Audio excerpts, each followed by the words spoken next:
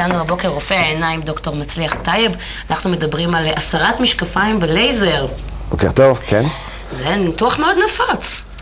אומרים שיש עשרות מיליון שעשו את זה כבר בעולם. אז מה שאני אוהב להגיד, שזה מפגש בין גוף האדם וטכנולוגיה, ושמגיעים לרגע שאתה לוחץ על פדל, אתה כמו בראש פירמידה, שאתה צובר ניסיון רב, טכנולוגיה, ידיעה של הרפואה. זה דבר שאני לא אומר שזה קוסמטי, זה רפואי, עם טכנולוגיה וניסיון. אז אופטומטריסטים עומדים לאבד את עבודתם? כל אדם שמרכיב היום משקפיים יכול להיפטר מהם על ידי ניתוח לייזר? לא, לא כל אדם. מגיל 18 עד 65-70, מי שמתאים, 80%. מי שסובל ממשקפיים, מי שבשבילו זה מום, וזה נכון שזה שדרוג הגוף האדם, אנשים מרגישים שזה שדרוג הסרת מום, כזה שדרוג הגוף ככה שאני... כלומר, אמרת 70% מהאוכלוסייה רק יכולים לעבור ניתוח כזה. כלומר, לא כל אחד שירצה ניתוח יוכל לעבור אותו. לא. איזה בדיקות צריך לעשות כדי לבדוק אם אני מתאימה, לא מתאימה? צריך בדיקה בלי השפעה של עדשות מגע, ובדיקה, טוב לחזור על הבדיקה פעמיים. איזו בדיקה? זה פשוט... זו בדיקה יסודית. יכולת הקרנית.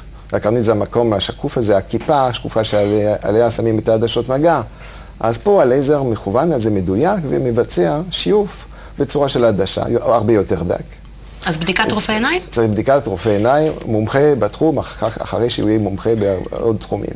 יודעת כמה מחבריי הטובים ביותר מרכיבים משקפיים, וחלק מהם מגיל מאוד צעיר, מגיל 9 אפילו, והסיפורים שאת שומעת אחרי זה, שאת שומעת בן אדם שדבר ראשון שהוא קם בבוקר, בתור מי שלא מרכיבים משקפיים, אנחנו לא יכולים להבין את זה, אבל דבר ראשון שהם עושים זה לחפש את המשקפיים על השידה ליד, כדי בכלל להתחיל לראות את המציאות, ופתאום להתעורר ולא להצטרך לעשות את הדברים האלה, לא להיות כבול למשקפיים בכל מקום, זה ממש חוויה משנת חיים.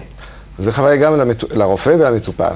בשבילי עדיין אני מתחגש בתוצאות מדהימות, והמטופל מרגיש ביטחון עצמי. אתה רואה בן אדם שעבר טיפול לייזר, הוא בן אדם משודרג, ביטחון במבט, הוא רוצה עוד להצליח בחיים, לא אופקים נפתחים. עכשיו, אמרת שהניתוח הוא בעצם שיוף הקרנית. שיוף הקרנית. משייפים את הקרנית. נכון. זה חכם לשייף חלק מהגוף? אני לא צריכה את הקרנית בשלמותה? הקרנית, בגלל זה צריך תנאים טובים.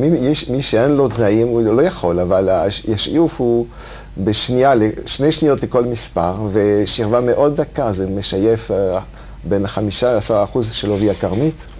זה עדיין רחוק, טוב לקחת כמובן גבולות טובים, אבל צריך תנאים. מי שנולד עם זה, יש לו מזל, מי שלא, לא. אתה יודע, דוקטור טייב, ציפור קטנה לחשה לי שמימי לוזון שיושבת ממש לצדך עברה ניתוח כזה.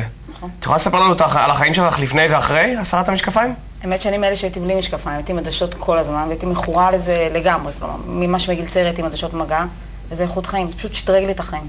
זה כואב? לא, לא זוכרת שזה כואב, זה שניות, אתה לא מספיק בכלל להבין מה קורה איתך, ואתה קם בבוקר ואתה פתאום רואה את הכל בלי, את הכתוביות, בלי להזדקק לעדשות או למשקפיים.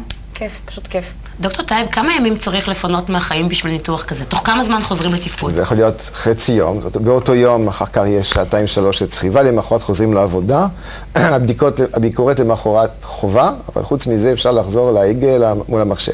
זאת השיטה של 40-50% של המקרים. יש שיטה שנייה, שאני המחליט כמובן אני צריך להסביר לרופא המטופל מה יותר טוב, וזה שורף יום עד יומיים, חוזרים לנהיגה בין 3 ל6 ימים. אבל אחר כך החיים פשוט לגמרי משתנים. דוקטור טייב, אנחנו רוצים להגיד לך בשלב הזה תודה רבה.